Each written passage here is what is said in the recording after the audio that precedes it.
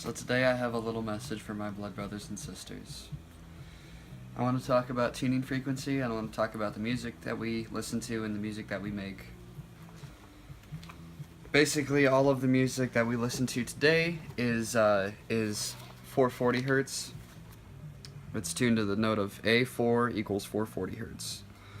Now, what this means for the average everyday listener is a sense of loss of self, a sense of further anxiety, and easily agitated, more socially non-compliant, and it basically just affects us in a subconscious manner in a lot of bad, negative ways. And you can look into the history of it with the Nazis and how it was instituted into our society globally through, basically we have a system where there's a bunch of people get together and they have a committee for what the tuning is to be for all of the concert performance, for all of the concert violinists, all the instruments, the stringed instruments and all that stuff. And for basically everything, they basically had to come to a standardization for what it was all going to be, so everyone was in the same tuning. Before this, we're talking about the 1900s when this is happening. Tuning was kind of all over the place. Every group that played concerts or any classical group basically kind of did their own thing. And be that 3 people or 28 people, however many would be in the concert group, they would all tune to their thing. And yeah, that was a problem if a bunch of people would try to play together. The reason that this happened is because tuning forks back then were all made by ear. And there wasn't really a scientific process where they had all the measurements down.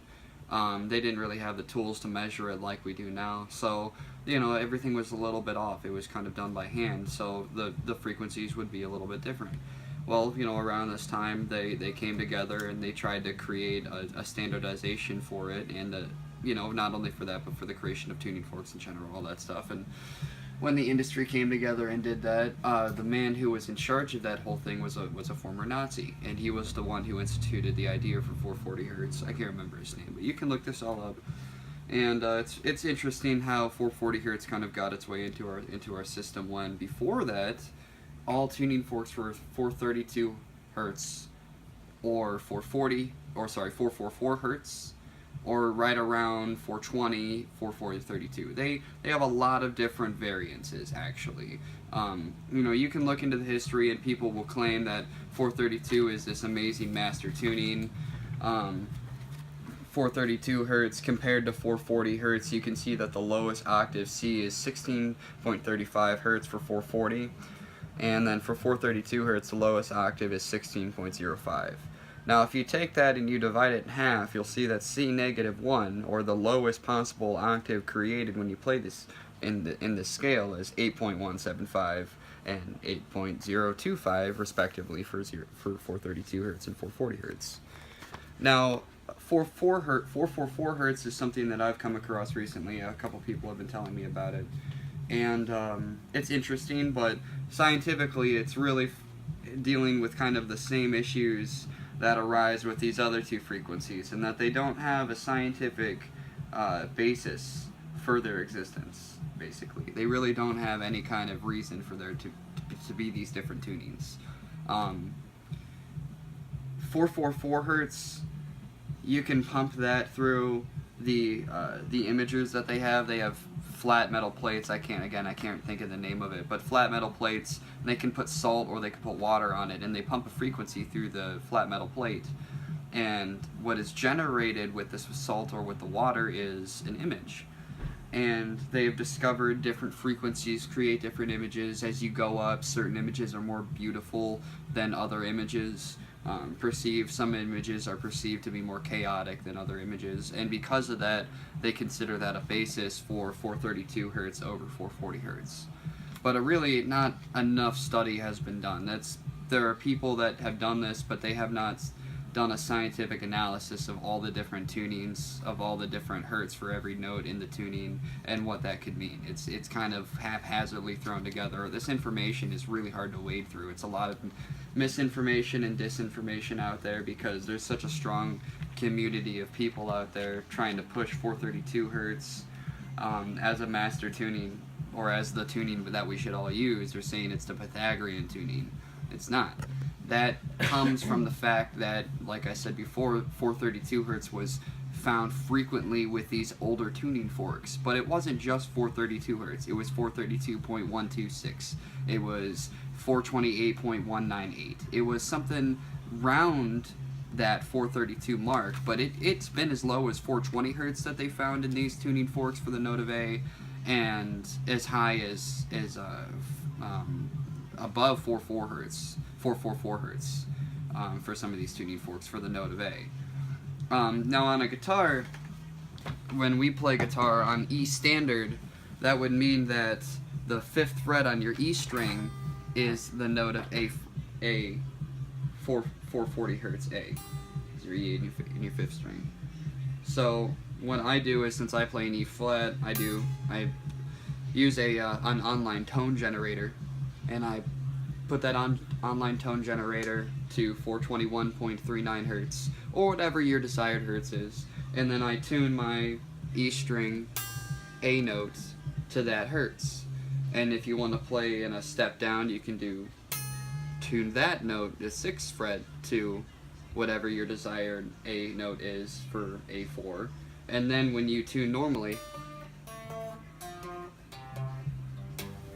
I'm in drop D right now, but when you tune normally from those strings from that E string, if you were to tune from that E string all of your strings, you will find that it is very possible to get a very beautiful sound.